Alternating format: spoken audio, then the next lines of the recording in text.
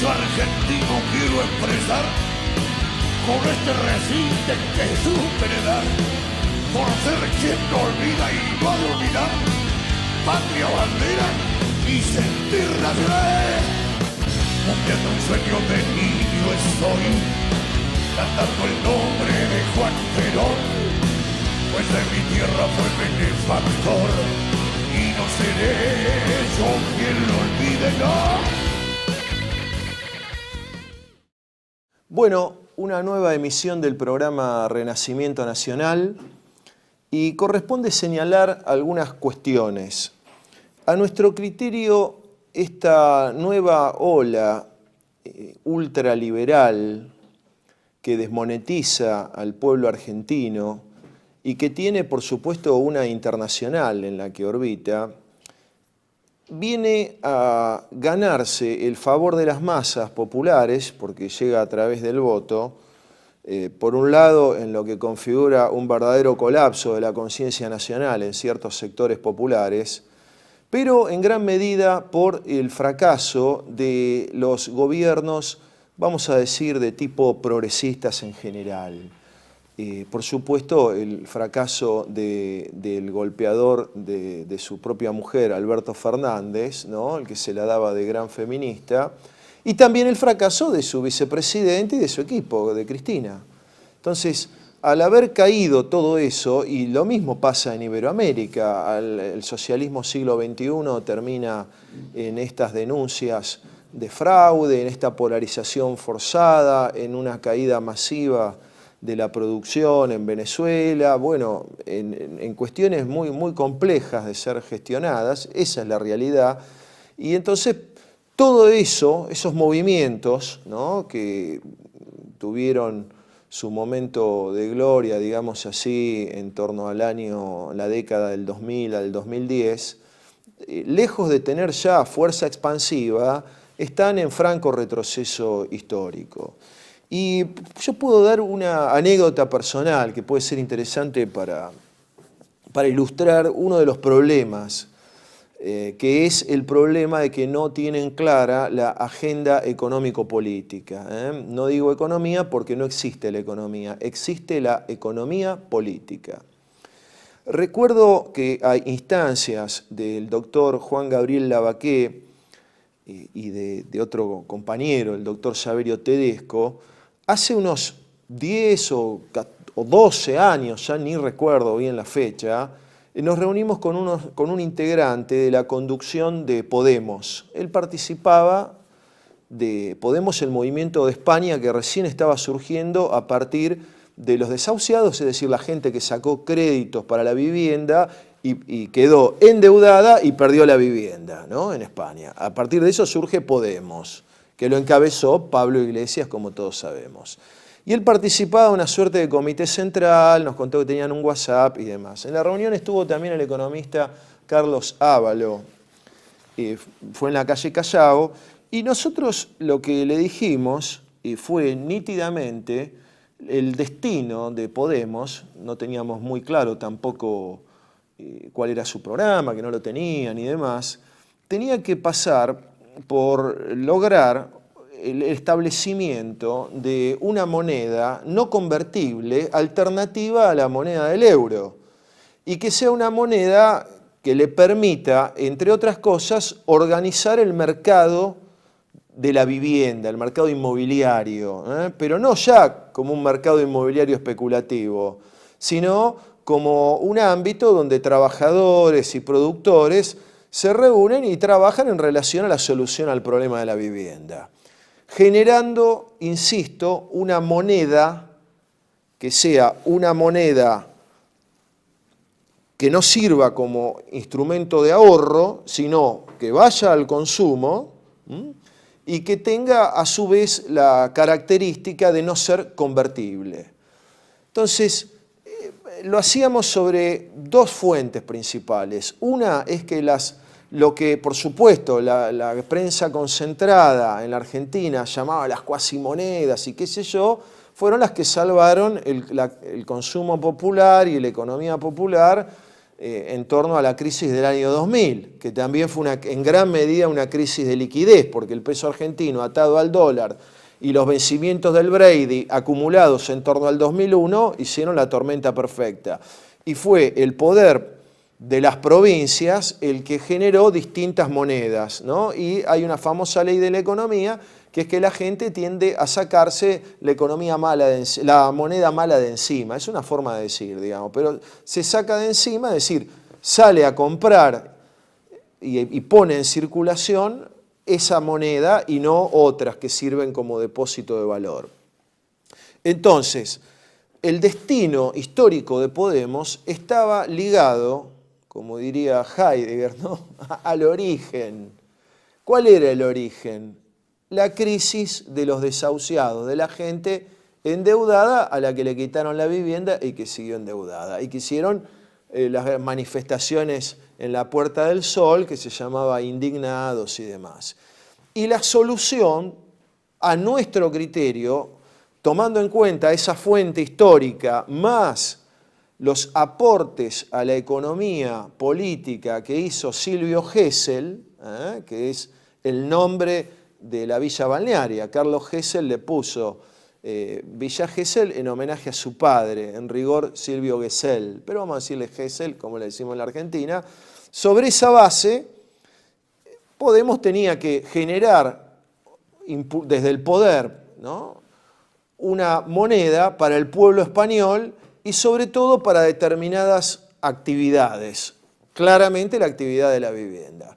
Podemos no lo hizo y terminó, digamos, comprando la cajita feliz, como le llamamos, que es la ideología de género, el supuesto lenguaje inclusivo, que es el lenguaje que hablan las sectas, bueno, todo ese tipo de cosas. Ese fracaso de estos tipos se replica en toda Iberoamérica. Lo doy como muestra, no digo que fue a imitación de Podemos, fue un fracaso general de todo ese espacio. Y eso es lo que explica que ahora hay una oleada muy grande de gobiernos entreguistas, neoliberales, que restringen la masa monetaria al mínimo suficiente como para pagar la deuda externa, y dejan al pueblo en una situación de pobreza y miseria extrema. El informe del Observatorio Social de la UCA, recién salido del horno, habla de un 55% de pobreza en la Argentina. ¿Qué quiero decir con esto?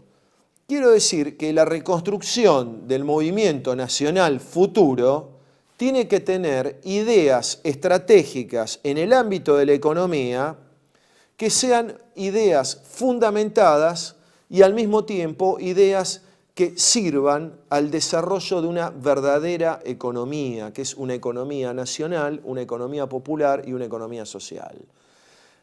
Para eso nos resulta sumamente importante discutir la cuestión de la moneda, la ruptura de la pauta de la usura y el trabajo en torno a grandes autores olvidados. Recuerdo que para aquel entonces había estado por la Argentina una señora que hace unos años falleció, Margaret Kennedy.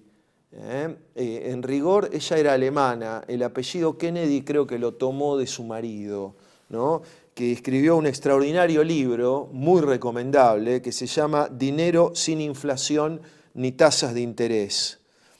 Bueno, ese tipo de ideas, las de Margaret Kennedy, las ideas de Gesell, fueron ideas que salvaron a nuestro pueblo, al pueblo argentino, en distintas crisis a lo largo de la historia. Por supuesto que Margaret Kennedy escribió después, Gesell escribió antes, y de hecho salva la crisis financiera de finales del siglo XIX.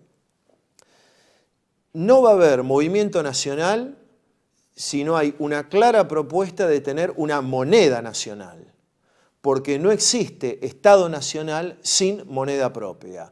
Y esa moneda no debe estar atada ni a la divisa dólar, ni tampoco al mito del oro. Esa moneda debe estar atada a la frontera de producción de la economía argentina y debe servir como un movilizador y dinamizador del consumo. Bueno, muchas gracias.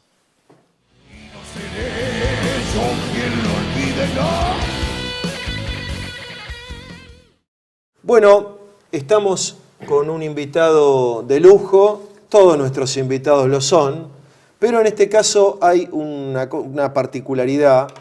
Héctor Giuliano, el licenciado Héctor Giuliano, autor de una obra monumental que es Problemática de la deuda pública argentina, en ¿cuántos? 12 volúmenes por lo menos. Son 12 volúmenes, bueno, buenas tardes a todos. Son 12 volúmenes de los cuales 10 han sido impresos, 2 están en cartera y el tomo 13 está en desarrollo. Es la compilación de todos mis trabajos, fundamentalmente sobre la problemática de la deuda, pero que abarcan otros temas también. Bueno, libro súper recomendable para todos los que quieran conocer la cuestión de la deuda externa y de otros temas. Giuliano es un gran especialista en finanzas, un gran especialista en economía y es uno de los pensadores nacionales patrióticos que van al núcleo real y material de los problemas y que no se quedan hablando cosas, digamos, que no tengan que ver con la problemática que afecta a la vida económica y social del pueblo argentino. Bueno, Héctor, bienvenido. Ya en parte te has saludado a la audiencia. Gracias, y estoy bajo protesta porque son demasiados elogios para quien... No, al contrario. Yo el único mérito que me atribuyo, como decía un amigo mío, es horas con la silla, es decir, el estudio de tema, no es que uno sea un experto por naturaleza. Y esto es lo que falta en las generaciones políticas argentinas. Nadie estudia nada. No, exacto. Y un poco esto es para, no solamente para explicar, sino también para estimular que las generaciones más jóvenes se pongan las pilas en este tema. Por supuesto, ese es el sentido de nuestro programa. Renacimiento Nacional instala conceptos, problemáticas y vías de solución alternativas a los grandes problemas nacionales, ¿no? Fíjate lo siguiente, aunque no es para disgregar el tema. Una de las patologías de los sectores de línea nacional es que son más espectadores que actores de lo que pasa. Es como en el fútbol, en cualquier deporte.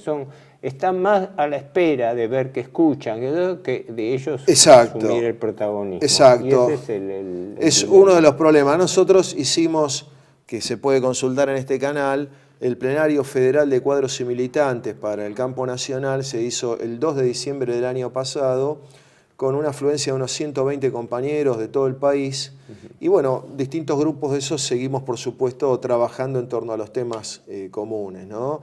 Y este programa lo que busca es servir a los militantes de la causa popular, de la causa nacional, que es básicamente lo mismo, introduciéndolos en los temas. Luego, por supuesto, tienen que ir a los libros, no se pueden quedar en Internet o en YouTube. La primera pregunta que te quería hacer es, bueno, ¿qué es la usura y cómo nos afecta a los argentinos y cómo afecta a la gente en general?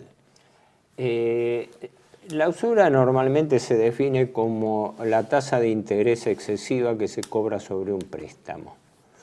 Pero en realidad la usura técnica y etimológicamente es toda ganancia que se obtiene con lucro sin trabajo. Desde el derecho romano, la usura era el alquiler del capital prestado, el alquiler de la cosa prestada. Pero en los tiempos modernos, yo digo, la usura se ha generalizado de tal manera que la usura es todo lo que corresponde a renta obtenida sin trabajo. Y el trabajo es la única fuente legítima de ingresos.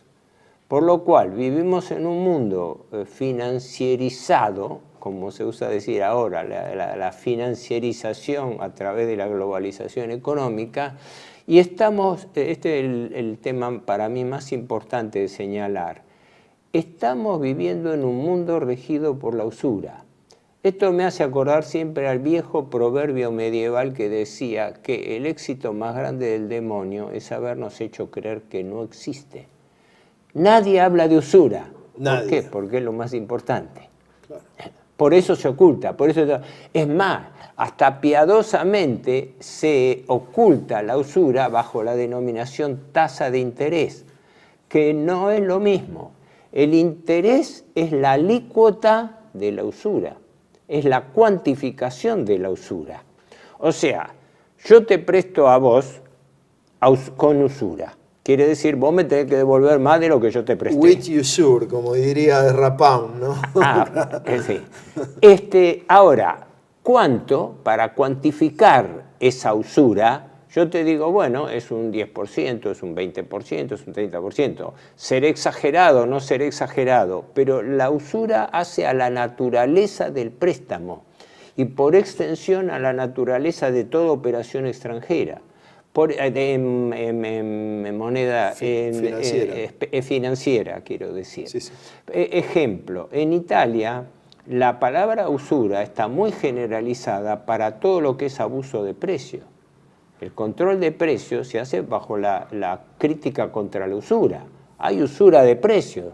Claro, no usamos esa palabra. La usura es el abuso de la posición dominante del acreedor sobre el deudor. Ahora, yo te quería preguntar esto. Te agrego, sí. Estas cosas son antiquísimas. El campeón de la lucha contra la usura fue San Alfonso María de Ligorio, que explicó estas cosas en el siglo XVIII, en Italia justamente. Sí, perdón. No, lo que te quería preguntar es, el crédito, por ejemplo, o el préstamo, tiene algo de lucro cesante por el costo de oportunidad de invertirlo en otra esfera de la producción. Sí. Y eso tiene una tasa estándar que debería ser...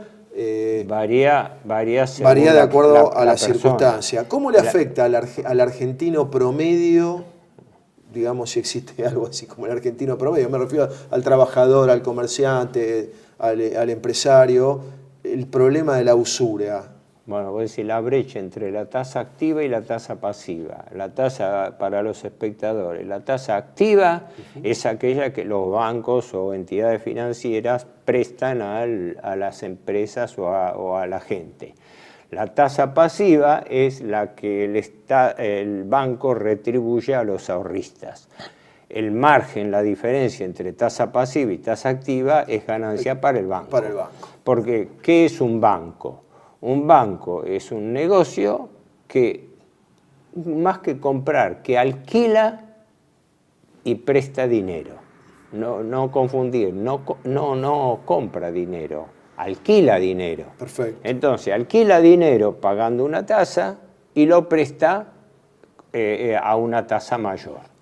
La actividad de los bancos no es ilegítima en sí, ¿no? Lo que puede ser ilegítimo son las condiciones de esos préstamos, que es lo que se plantea con la usura. Pero la usura tiene una dimensión mucho mayor y más peligrosa de la normal, que es que el prestamista usurero, el especulador que vive de prestar dinero, tiene una finalidad que excede la mera espera de la retribución. Lo que difiere esto es que el prestamista usurero no es alguien que espera solo que el deudor le devuelva su dinero, sino al revés, que no se lo pueda devolver nunca. Porque como el usurero vive del cobro de intereses, no le interesa que el deudor le salde su deuda. Correcto. Y esto se aplica a las personas, a las familias, a las empresas y al Estado. Esa es la naturaleza del origen de la deuda pública. ¿Por qué? Porque una vez que vos entrás en la trampa de deuda, te metés en un sistema de endeudamiento perpetuo, donde vivís pagando intereses y nunca poder pagar el capital. Intereses que tienen lo que se llama anatocismo, ¿verdad? Que es interés sobre interés. Claro, el interés y que no tiene se una puede progresión pagar. geométrica, además. Claro, el interés que no se puede pagar, como ocurre cuando a medida que la pirámide de deuda va creciendo, las tasas de interés se hacen más caras. Claro. Y en consecuencia empiezan a ser impagables. Ahí entra el anatocismo, el interés compuesto, que es el interés devengado y no pagado, que se suma al capital y el monto devenga nuevos intereses. El anatocismo significa eso, interés sobre intereses, y es el sinónimo de la forma más pura, entre comillas, de la usura. El tema es que cuando la usura toma al Estado, la usura sobre el Estado se transforma en usura desde el Estado a la gente. Ese es el problema de fondo. Y ahí está el nudo para mí de la problemática de la deuda pública.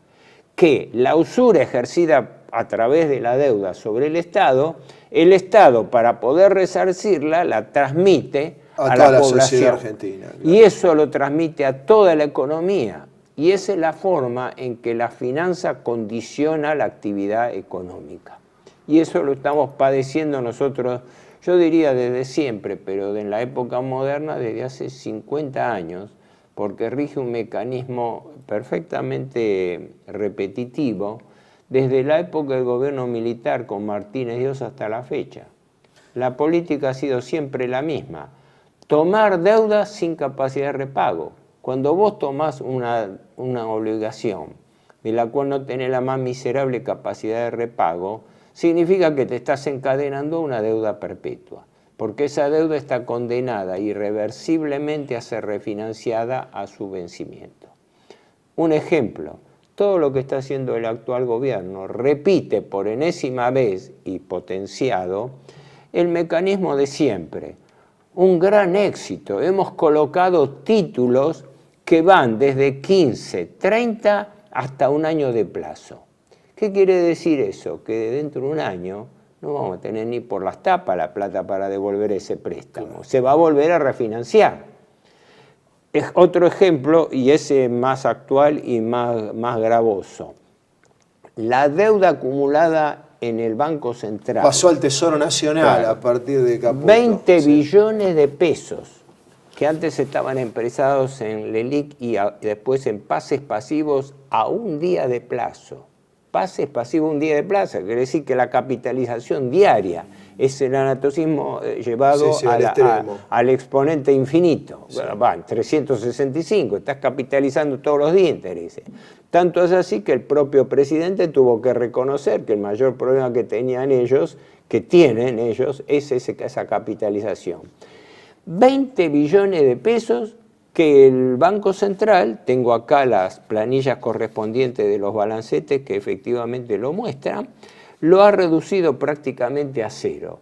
¿Pero qué significa eso? Pasarle el fardo de la deuda del Banco Central al Tesoro Nacional. Y lo hace a través de una nueva letra financiera de liquidez, que se llama LEFI, que es a un año de plazo con capitalización diaria. Capitalización diaria. Quiere decir que esos 20 billones de pesos, dentro de un año, que es el plazo, van a representar entre 28 y 30 billones de pesos. O sea, la mitad de ese valor increíble de 20 billones de pesos, entre 8 y 10, se van a sumar al capital. Y si el gobierno no puede ir pagando esos intereses, ese monto va a devengar nuevos intereses y así sucesivamente. Estamos en pleno festival de endeudamiento. Ahora esto, y de eso nadie dice nada. Bueno, vos lo decís, nosotros lo decimos, algunos lo decimos. ¿Quiénes se benefician de esto? Concretamente, digamos, por supuesto, los Caputo y toda esa banda, pero... Sí, personalizarlos. La deuda pública, tanto la del Tesoro como la del Banco Central, es secreta. Nuestros tenedores son secretos, porque los gobiernos son cómplices de los acreedores y mantienen el anonimato de nuestros acreedores. La deuda pública argentina suma en este momento unos 456.000 millones de dólares. ¿Vos sabés a quién se lo debemos? No. Hay tres grandes rubros, ¿no? En la oficina del Congreso aparecieron algunos elementos. Hay tres grandes rubros que son la deuda interestado, porque casi la mitad de la deuda, paradójicamente, la tiene el propio Estado. a través del Banco Central, del ANSES, el Fondo de Garantía y Sustentabilidad de los Jubilados, y el Banco Nación, y toda una serie de organismos públicos que le compran títulos al Tesoro. Es el 46, si no me equivoco, es el 46% sí, más o menos de la deuda mitad. total, la mitad. Sí. Así que eso es una cosa a tener muy presente el día que haya un gobierno, hipotéticamente, que quiera revertir esto, porque tiene la mitad de la deuda metida en manos, deuda intraestado, intrasector público. El 20% corresponde a organismos internacionales, con el Fondo Monetario a la cabeza. Y el 34%... El Fondo Monetario, que en rigor no tiene, hay que explicarle a la gente que no es que tiene dinero propio, sino que gestiona el dinero de los aportantes. En este caso fue de Estados Unidos los últimos 45.000 millones de dólares que le entregó Trump a Macri para que gane la elección. Porque fue así, fue una decisión política violatoria, está todo el proceso de investigación, violatoria de toda la normativa de un ente que en el fondo está en el aire, que no está en ningún aire, hacia el poder financiero global, que es el Fondo Monetario Internacional. Hay que tener presente para la gente una cosa importante. El fondo es un fondo, no es un banco. Exacto. ¿Qué quiere decir? Un banco, como el Banco Mundial, se financia por un lado y presta por otro. Será público, será internacional, pero es un banco. El fondo no, el fondo es como decir una vaca colectiva, como un club, donde cada miembro hace una cuota aporte. La cuota aporte de la Argentina, bueno, ahora ya se han desequilibrado los valores, pero era en los últimos años equivalente a unos 3.500 millones de dólares, ¿no? Estados Unidos es el mayor aportante, tiene el 16-17% de las acciones del fondo y por ende controla las decisiones porque él, junto con todos los países aliados subordinados, reúne la mayoría para dar o no cualquier préstamo. Pero lo concreto es lo siguiente, que el fondo en realidad presta nuestro propio dinero. Claro. Esto lo decía el profesor de Maillé hace tiempo, dice, es paradójico, decía que el fondo nos presta a interés nuestro propio dinero, porque nosotros somos socios del fondo, claro, no somos deudores. Para explicarle a la gente, es como si entran a tu casa, te roban y el ladrón a la salida te hace firmar un pagaré por eso que te robó. Entonces, algo de eso hay. Es decir, evidentemente la Argentina tiene una situación de dependencia financiera que descifrarla y comunicarla tiene su complejidad. Ahora yo te quería preguntar lo siguiente, ¿cómo lograr, ¿no?, que todo este diagnóstico que compartimos también con Alejandro Olmos Gaona y demás, hemos dado una serie de charlas al respecto, todo este diagnóstico se transforme no solo en un diagnóstico, vamos a decir así ampliamente, de las fuerzas nacionales, populares, etcétera, sino también en una propuesta, en una idea de salida, porque lo que uno ve es que los supuestos economistas del supuesto campo nacional están debatiendo en los términos que les deja la dependencia y las finanzas, ¿no? Si te parece, esto lo vamos a tratar luego del corte técnico que aquí me están pidiendo. TLV1 se complace en anunciar que estará transmitiendo en su canal TLV1 Clips valiosos programas emitidos antes de la censura sufrida. El lienzo prohibido, el revés del derecho, combates por nuestra historia, disenso, historias de Malvinas, entre otros que podrán encontrar en este enlace.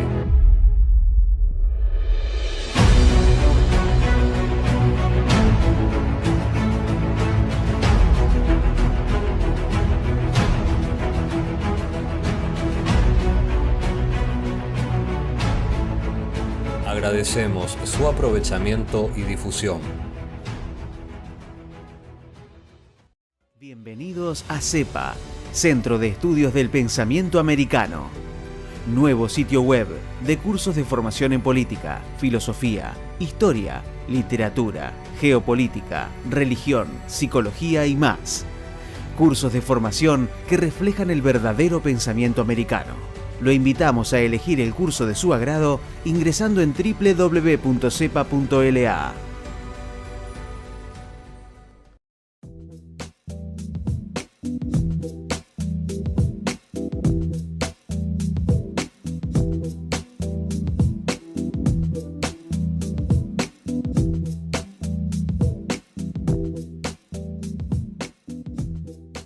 Decir siempre la verdad primero tiene un precio. Dependemos de tu ayuda. TLB1, toda la verdad primero.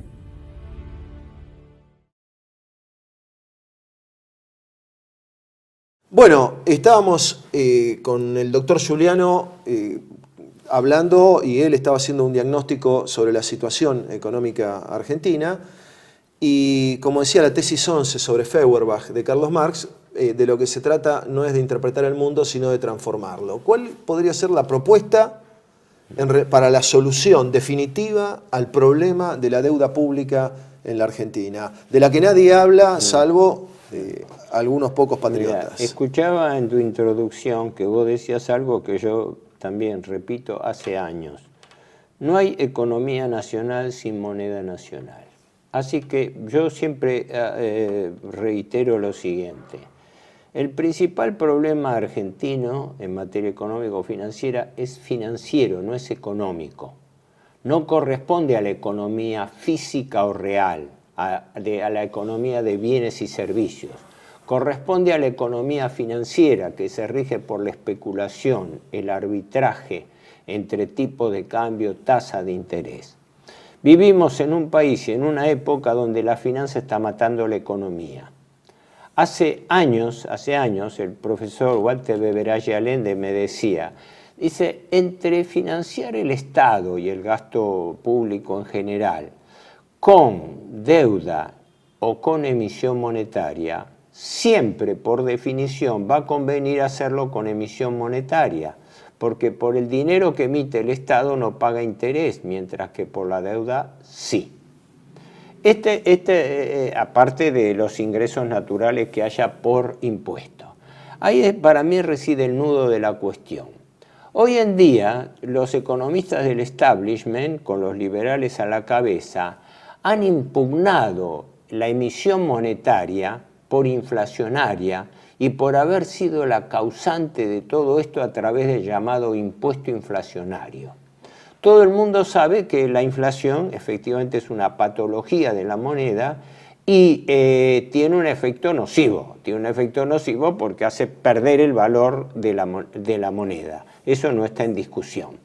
Y que tiene también un efecto de tipo impositivo, nada más que al revés. En lugar de gravarte directamente, te quita capacidad adquisitiva a vos. No hay ningún descubrimiento, pero desde la época de Alzogaray hasta nuestras fechas se vive repitiendo a los gritos que la inflación actúa como un impuesto. Ahora es paradójico que cuando asume un anarcoliberal, su primer instrumento es el impuesto inflacionario, porque Milei ha obtenido un superávit fiscal, cosa récord en la Argentina, gracias a la receta recesiva nueva del Fondo Monetario Internacional, que es la inflación. Sí. Muchachos, no digan nada, no hagan planes, no hagan presupuestos, no hagan nada. Dejen que la inflación actúe por su cuenta. 6 billones de pesos, de los cuales 4.5 billones están destinados al pago de la deuda externa. Intereses, por supuesto. Y quería dar una primicia de una noticia que salió hace 15 días, que 1.5 estaría destinado a comprar 1.500 millones de dólares para depositar en la banca de Nueva York para un vencimiento del año próximo. Esto lo vi en 2 medios de comunicación nada más. En el resto vimos otras pavadas. Lo que vos decís está desnudando la debilidad verdadera de la gestión económica. Primero, porque efectivamente se está obteniendo un superávit récord, ¿no?, y sin embargo se sigue tomando deuda pública. Exacto. Entonces, chau, ahora resulta que ahora se desnudó la cuestión. Exacto. El déficit no es la causa de la deuda pública, porque en este momento tenemos superávit y seguimos tomando deuda. El sistema usurero es así. Ahora, sigamos con el tema de la propuesta para los dirigentes políticos, gremiales, los militantes, los compañeros. Es difícil dar una compañeras. respuesta sintética, pero Sí. yo establezco una regla muy simple, por eso los citaba al profesor Walter Beberaya Allende. La Argentina, como todo Estado, tiene un derecho que es inherente al Estado, que se llama señoriaje. El señoriaje es la capacidad que tiene el señor, el rey, El soberano, digamos. el sí. soberano, de emitir deuda con valor cancelatorio. El valor cancelatorio se define como la moneda aceptada. Yo te pago a vos en pesos y vos lo aceptás, te pago en dólares y lo aceptás. Ahora, si te quiero pagar en rupias, lo vas a pensar Sí, 2 veces. sí, No, un bueno. chelines, sí. Entonces, el gran desafío que tiene cualquier movimiento nacional argentino es cómo constituir una moneda propia. Porque sin moneda propia no hay economía propia y no hay economía nacional. No, la relación directa, no hay economía nacional sin moneda nacional. Exacto. Entonces, yo hace años estoy proponiendo, en mi libro hay 2, 3 propuestas de ese tipo, una es ayornamiento de la otra, en realidad, donde propongo una fórmula muy simple, emitir moneda paralela. Yo en lo personal soy contrario a las llamadas cuasimonedas, porque las cuasimonedas en realidad son títulos. Son títulos que se hay que usan como rescatarlo, moneda. bueno, sí. Títulos son pagarés del Es Estado. Quiere decir que, y hemos tenido una experiencia muy ambivalente en ese sentido, porque cuando existían, por ejemplo, los patacones de la provincia de Buenos Aires y otras monedas, el lecor de Córdoba y el principal, que era el nacional, Los LECOPs, sí. los LECOP, ¿no? En realidad, enseguida arrastran una patología. Se cotizan por debajo de la paridad del peso. Entonces, usted me paga con peso, es un valor. Usted me paga con cuasimoneda, es otro valor. Pues en parte, ¿no? Y eso fue más bien en el tramo final, porque yo estuve en el tema de los patagones, justamente, digamos, Ajá, bueno. sí. Y No se es pagaba. absoluto, no es absoluto. Es decir, quiero decir una cosa, estas monedas quizá con una fecha de vencimiento destinadas al consumo y no convertibles, en el mundo actualmente hay 2.000 casos, 2.000 yo tengo computado. Sí. Uno es el municipio de Bristol, bombardeado por Alemania en la Segunda Guerra Mundial, del cual la playa Bristol de Mar del Plata saca su nombre, y que es muy importante, y que el intendente de Bristol, Inglaterra, cobra su sueldo en esa moneda de Bristol y le paga a los empleados. Que es la experiencia de Gesell del pueblito de Borger, Claro. En el año 34. Es decir, no estamos hablando de algo que el mundo y que mucha gente en el mundo no esté realizando a los efectos de encontrar soluciones comunitarias a los problemas generados por lo que Pío XI llamaba el imperialismo del dinero, ¿te acuerdas? Internacional del dinero en 40º año. Creo que la tiranía internacional. O la tiranía, del exacto. dinero, la dictadura internacional. En 1931. Bueno, ¿no? Esas experiencias de moneda privada que pueden ser utilizadas y emitidas por municipios, por entidades, etcétera, se utilizan mucho en el mundo. Está el libro de Lietaer, ¿no?, sobre el futuro del dinero que lo explica. Pero, ojo, yo en lo personal no estoy muy entusiasmado con esa cuál es idea tu propuesta. por una razón muy simple. Sí. ¿La moneda tiene que ser nacional o no es? Yo le tengo miedo a la fragmentación de monedas que no sean nacionales, porque la moneda es un instrumento de soberanía, pero no lírica, es un instrumento concreto material de soberanía. real, ¿Por qué? claro. Porque si dejamos abierta la posibilidad que provincias y municipios emitan su propia moneda, hacemos peligrar la unidad económica y financiera del Estado argentino. Es un tema que nunca se discute, pero que yo tengo en reserva. Por eso digo que lo más práctico y lo más inmediato, en caso que hubiese un hipotético gobierno nacional argentino, de lo cual no tenemos hace décadas, ¿no?, La alternativa podría ser emitir moneda paralela inconvertible, es decir, series de monedas por las cuales el Estado pondría en circulación a sus dependientes y a sus proveedores, abonándole el 50% en pesos y el 50% en moneda paralela. Perfecto. ¿Cuál es la diferencia? Que la moneda paralela no es convertible, no podrías hacer operaciones de canje en moneda extranjera, no podés poner un plazo fijo, porque es una moneda estéril, es una moneda de tipo geseliano, una moneda para la producción, una moneda de circulación, una moneda que sirve solo como medio de cambio y no como medio de atesoramiento. Sí, la gente tiene que salir a gastarla. Entonces, la moneda mala, como se dice, el principio claro, famoso. El principio era la ley de Gresham, exactamente. La ley de Gresham. Nosotros la usamos, gente saca de encima la moneda que considera mala, vamos a decir. Gresham, que fue un banquero británico que era, se dice, tesorero de la reina Isabel I, se le atribuye a él o a alguno de sus colaboradores el famoso refrán de que la moneda mala desplaza a la buena. ¿Por qué? Porque si un tipo tiene dos monedas, de la primera que se va a desprender es la más peligrosa, la menos valiosa. Claro, desprender que no es tirarla a la basura, sino poner en circulación la economía del intercambio. Sí, no. Entonces, yo digo, ese mismo principio de la ley de Gresham podría ser aplicable a la moneda argentina, reteniendo el peso como moneda fuerte y emitiendo una moneda paralela al peso en la misma proporción para que esa moneda circule. Al ponerse en circulación una moneda de menor valor, su velocidad de circulación aumenta. Es mayor, claro. Es decir, la gente el efecto multiplicador del dinero. Circula más rápido. ¿Por qué? Porque la gente se la saca de encima más rápido y entonces estimula el consumo.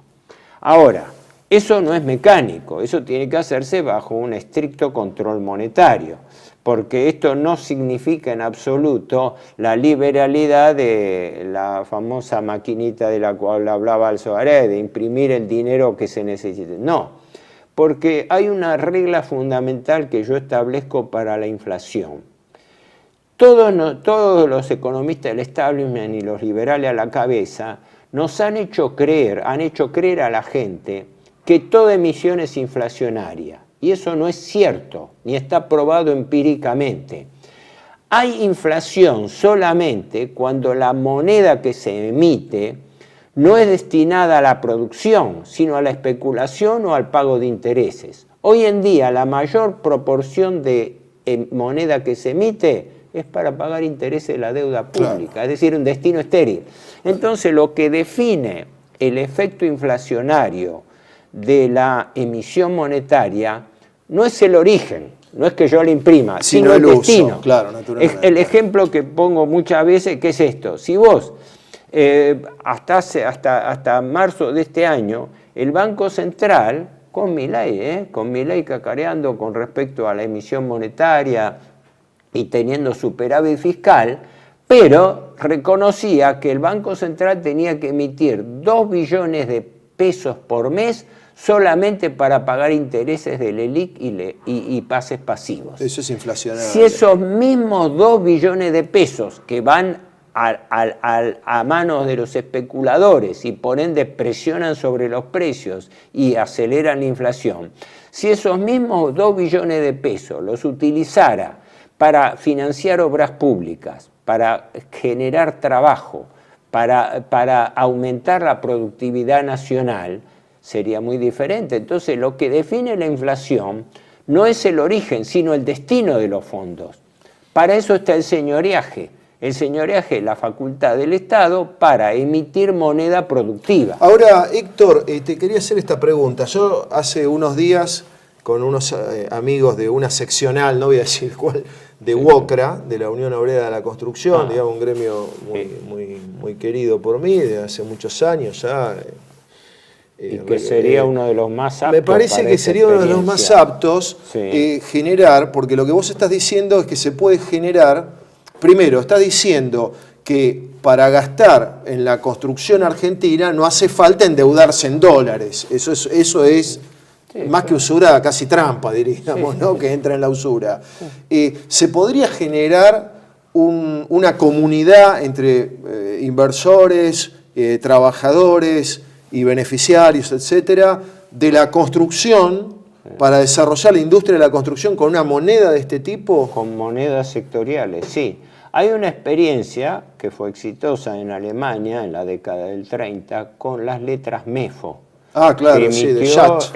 Hjalmar Schacht, que se utilizaron fundamentalmente para construir las autobahn, las autopistas y la industria armamentística. Y la industria de armamentos, y también fueron utilizadas. Ya había antecedentes, había otras letras que se llamaban OFA, que eran letras de trabajo. No era una idea... De la cuenca del Ruhr, de algo que no existía, era finalmente... No, es claro, era forma de poner de disponer de moneda circulante que no provocara inflación. ¿Por qué? Porque esa moneda la reabsorbía el sector. Ejemplo, alguien quiere hacer un proyecto inmobiliario, por ejemplo, de utilidad social, ¿no? de viviendas populares, o financiar fábricas, o financiar emprendimientos, obras públicas, caminos rurales, canales de riesgo, es decir, empresa productiva. No hay ninguna herejía en que el gobierno emita el dinero que se necesita, pero controlado, cortándole la mano al que emita un peso más de lo necesario desde ya, porque si no nos encontramos con la corruptela de que se emite sin destino productivo. Con ese dinero puesto en circulación, toda la economía se reactiva. Era el principio geseliano y esto fue el principio de la economía natural en todos los tiempos. El que poner en circulación la moneda es como alimentar el flujo de sangre al cuerpo humano. Por eso la comparación eterna. La moneda es a la economía como la sangre al cuerpo humano. Entonces lo que se necesita, para decirlo en términos políticos, es sangre propia a la economía argentina. ¿Por qué? Porque si no caemos en lo que hay ahora. Si no hay dólares, si no hay moneda extranjera, no hay economía, no hay crecimiento, no hay nada, ¿verdad? Y tenemos desde el año 76 el golpe de Estado fatídico de Martínez de Oz y Videla y compañía, la Argentina, 50 años de deterioro nacional. Se ha ido deteriorando la fuerza de trabajo, la gente, las instituciones, la pobreza, la desocupación ha ido creciendo, etcétera. Vos me comentabas antes, hablábamos del doctor Julio González. Sí, sí. Y Julio González fue uno de los que en su libro, M76 en particular, pero lo ha hablado muchas veces, lo he hablado personalmente con él. Claro. Él establece una premisa importantísima, que el golpe del 76 tuvo por principal finalidad no el objetivo político antiguerrillero, sino generar las condiciones para cambiar la estructura económico-financiera de la Argentina. De hecho, claro. Y que la guerrilla fue una excusa para provocar una reacción militar, generar un golpe, pero una vez producido el golpe, quienes van a controlar la política y la economía internacional del país y van a ser los economistas en ese momento de la Escuela de Chicago, bajo David Rockefeller, y en los grupos de poder internacionales de las empresas transnacionales. Claro. Por eso, volviendo a tu pregunta, no sé, por razones de tiempo, creo que una de las variantes que debiera estudiarse, profundizarse, pelotearse, porque esto no es que nadie saque de la galera una solución, pero que la solución al problema financiero argentino y la alternativa a seguirse endeudando indefinidamente es generar moneda propia.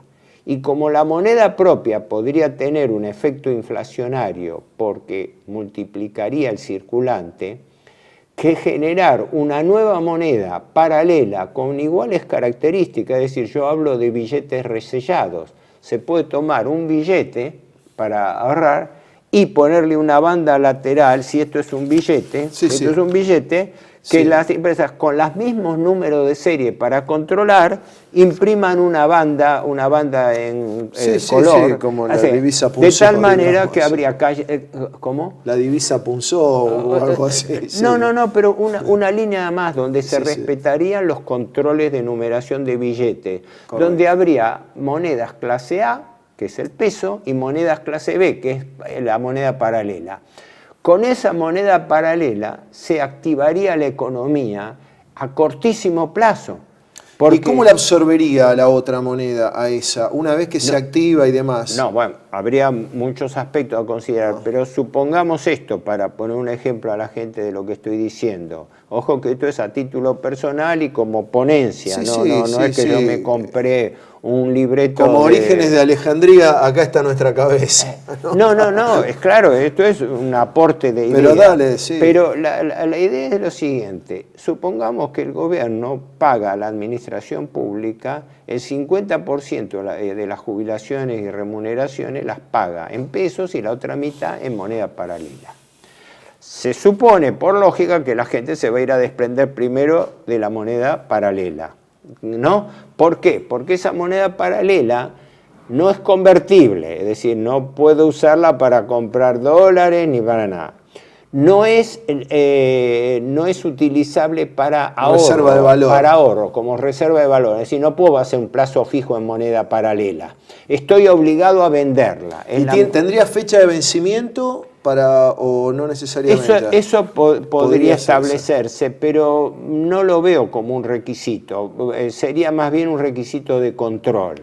Correcto. Si hubiese un vencimiento como la moneda troquelada de Gesell, podría ser para acelerar la circulación. La circulación, ¿no? exacto. Pero no lo podemos saber a priori. Pero eso lo puede regular el Estado. Sí, el Estado puede decir, no, si yo quiero generar un proceso de desarrollo acelerado, entonces empiezo a emitir moneda con fecha de vencimiento. Si emito con fecha de vencimiento, obligo a la gente. Ahora, ¿qué ocurre?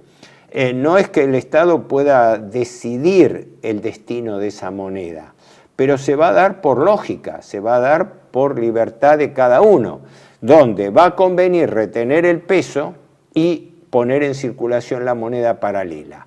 Eso que generaría las condiciones de reactivación económica, primer requisito. Habría circulante. Si no hay circulante, no podés mover bienes y servicios, no podés mover la economía. Claro. Y en consecuencia, los pesos se reservarían para el uso de inversión. De ahí la tesis que hay, personas muy autorizadas como el doctor Eduardo Conesa, Sí, sí. que propone como requisito una devaluación del peso y la utilización de un mecanismo de tipo unidad de fomento como en Chile, Sí, que es una las moneda UFI, unidades para la vivienda, es inmobiliaria. claro, sí. de una moneda de largo plazo para créditos que se utilizarían para vivienda o para inversiones. Yo quiero levantar una fábrica y tengo que tener un término para hacerlo. Entonces, esos préstamos serían indexados por inflación, por lo cual, para contener la inflación, no habría que hacer lo que hace el gobierno actualmente, que es darle carta libre a la remarcación de precios para que la gente se quede sin circulante y tenga que comprimir el consumo. Esto me acuerdo, lo denunciaba Rogelio Frigerio Abuelo, Sí. el abuelo del actual, Sí, a sí. quien yo tuve oportunidad de tratar, Sí. contra Martínez Dios, imputándole que Martínez Dios estaba estrangulando la capacidad adquisitiva de la gente para frenar la inflación. Pero ¿cómo frena la inflación? Provocando recesión en la economía. Que es lo que le está haciendo ahora, por supuesto. Esta Sí, inflación. Sí, sí. Inflación con recesión Con económica. recesión. Es decir, yo te dejo sin recursos a vos, con una hipocresía mayor. Que el presidente se presenta ante las cámaras, ante los medios, para jactarse, porque él se auto-jacta, ¿no? Él se autoelogia, ¿no? Diciendo que es el primer presidente que ha logrado superávit fiscal en la Argentina. Lo que no dice que lo ha logrado robándole la plata a la población argentina. Él que le gusta tanto hablar del Estado como asociación ilícita y como robo a la gente, ahora que es presidente del Estado, lo utiliza para robar a la gente. ¿Cómo? A través de la inflación, a través del mecanismo de que los precios aumenten más que los salarios y que las jubilaciones. Entonces la capacidad adquisitiva de la gente baja, el consumo baja, se produce recesión. Entonces se da la paradoja que explicaba hace décadas el ingeniero Marcelo Diamant, que también fue un precursor, un hombre muy claro que yo tuve oportunidad de leer y Marcelo escucharlo. Diamant. Marcelo Diamant, que él ponía la comparación de la hibernación. Dice, esto es como si nos propusiera que hiciéramos una hibernación como los osos en invierno. Que no hagamos nada, que nos quedemos quietos, que no consumamos mucho oxígeno para de esa manera mantener reserva. Y eso es lo que se está haciendo. ¿Y por qué se está paralizando la economía? Para pagar deuda, para pagar usura. Exacto. Pero nadie habla de eso, nadie menciona, porque está prohibido hablar de la palabra usura. ¿Cómo se va a decir que todo este esfuerzo, para qué es el plan de ajuste? El plan de ajuste que aplica el gobierno es para pagar deuda. Los números están clarísimos. Primer semestre, 6,5 billones de superávit, de los cuales 4,2 se utilizaron para pagar intereses. Y de ellos, los 2.000 y pico restantes, como vos lo comentabas antes, estamos en agosto, y el gobierno está pensando en comprar dólares ahora, depositarlos en el Bank of New York para garantizar el pago de intereses a los fondos buitre en enero del año que viene. O sea, estamos estrangulando la economía hoy para garantizarle a los acreedores el pago futuro de intereses. Y como agravante estamos trasladando oro, estamos transfiriendo oro en secreto, que si no fuera por la denuncia del diputado y de la Asociación Bancaria Palazzo, nadie se avivaba, ¿verdad? Sí, exacto. Eso es muy digno de recordar. El secretario general de la bancaria fue el que hizo esta importantísima denuncia del oro argentino que va a Inglaterra, nada menos, país que tiene ocupada parte de nuestro territorio nacional. Y que ya lo había hecho Macri en el 2017 con Sturzenegger, el mismo al que le han creado burocráticamente, le han creado un ministerio para que él ocupe un lugar en el gobierno, ¿no? Sí. Y que mandó 11 toneladas de oro que todavía no sabemos dónde están ni para qué se usaron. Y que el gobierno kirchnerista, como todos los gobiernos socialdemócratas que son cómplices de los liberales, no levantó nunca la perdiz, ¿verdad? ¿Qué hizo el gobierno kirchnerista durante 4 años? Además legitimó la deuda que contrajo Macri para gastos corrientes, los 45.000 millones de dólares. Legitimó. Massa estuvo a la vanguardia de eso y el kirchnerismo no rompió. No lo votó, pero tampoco rompió ni se fue del gobierno y siguió ocupando 300 puestos, entre otros estratégicos, como el ANSES, AFIP, PAMI, etc. Yo digo que creó un partido de los empleados públicos. Bueno, nosotros le decimos el partido de la deuda externa a todo esto, ¿no? Yo le digo el partido de la deuda externa. Bueno, Héctor, quería agradecerte. Sí, yo traté de apuradamente... Si tenés algo, por favor, si tenés algo más que quieras agregar en relación a esta primera idea fuerte. Lo básico es haber caído en ese tema, pero digamos como conclusión diría lo de el problema de la trampa del endeudamiento perpetuo. Si en la Argentina no surge una clase dirigente, o por lo menos un grupo, que perciba perfectamente dónde está la trampa de este endeudamiento perpetuo, que consiste en tomar deuda sin capacidad de repago para quedar atado de esa manera indisolublemente a tener que refinanciar la deuda en forma perpetua, si no existe un verdadero intento de revertir esto, nunca vamos a salir de la dependencia financiera de la economía. Es decir, la finanza está matando la economía, la está sufriendo toda la población, pero nadie del establishment, nadie de los sectores controlantes de la economía lo denuncia. Hasta ahí es donde uno puede llegar humildemente con las propuestas. Bueno, ¿no? desde ya es un gran aporte el que hace Héctor al debate, a la discusión, a la formación de cuadros, militantes, gente de todas las experiencias políticas, por supuesto de tipo nacional, de tipo popular, al menos en lo formal. Como cierre, me interesa subrayar que la ideología del régimen financiero internacional es la inversión del significado de los términos. Ellos, los dueños del dinero del mundo, los que manejan el mundo, al mismo modo que lo hace Milei, nos esclavizan en nombre no de la esclavitud, sino en nombre de la libertad. Por eso es ideología, por eso es falsa conciencia y eso es lo que hay que destruir.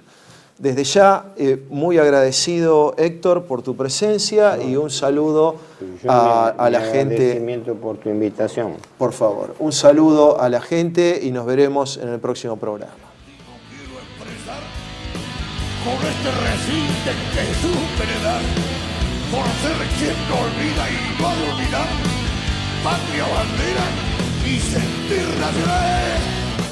Cumpliendo un sueño de niño estoy, cantando el nombre de Juan Perón, pues de mi tierra fue benefactor y no seré yo quien lo olvide, no.